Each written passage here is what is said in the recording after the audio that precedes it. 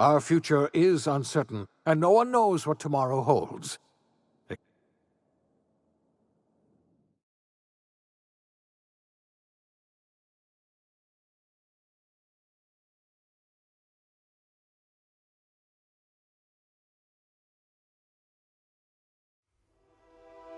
OSI teaches that everything in the universe happens according to the grand plan.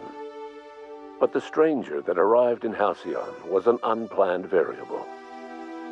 From the moment he landed in Emerald Vale, his actions altered the course of history. The events on Tartarus brought about the end of the board's authority. But the board's mistakes would haunt the colony for decades to come.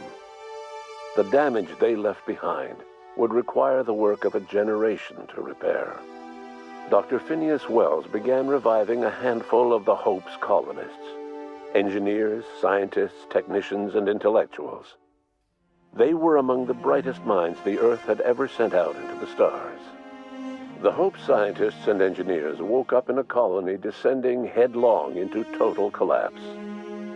With no way to return to Earth, they had no choice but to band together and devote themselves to the cause of saving Halcyon. The people of Halcyon were nothing if not hardy. In the absence of the board's authority, many of the colony's settlements banded together with a single purpose in mind: survival. Life was especially hard in the years to come. Some towns dissolved by attrition and starvation, but most of them found a way to carry on.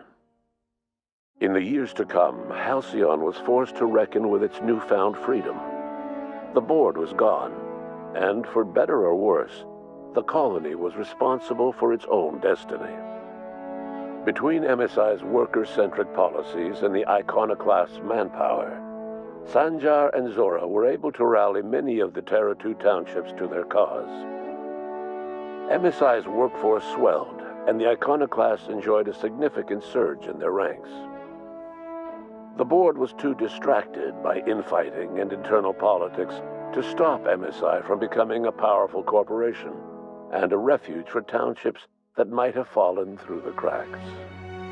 Consumed by paranoia, Lilia Hagen took Sublight Salvage in a controversial direction, openly accusing board officials of an extraterrestrial conspiracy. One day, an accident at the Groundbreaker's docking bay silenced her forever. Time would tell if her replacement could keep the Sublight family together. The collapse of Edgewater left its workers bereft of any purpose in life.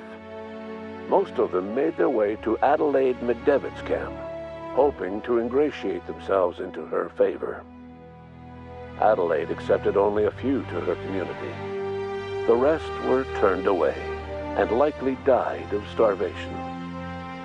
Nevertheless, Adelaide's camp grew into a well-established town.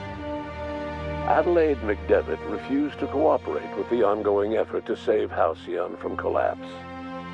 A sympathetic deserter stole a copy of her research and delivered it to the Hope's scientists. It is unclear how useful Adelaide's research was.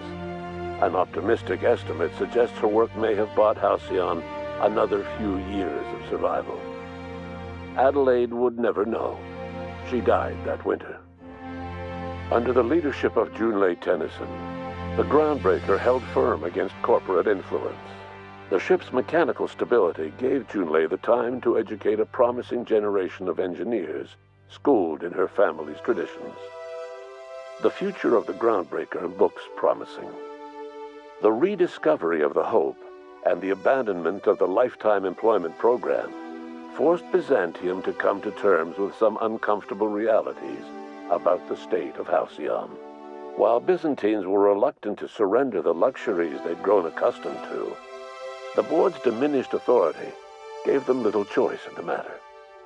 Nearly everyone had to learn to make do with less. Some even had to get jobs. It was a dark time indeed. Your influence shifted Ellie's perspective.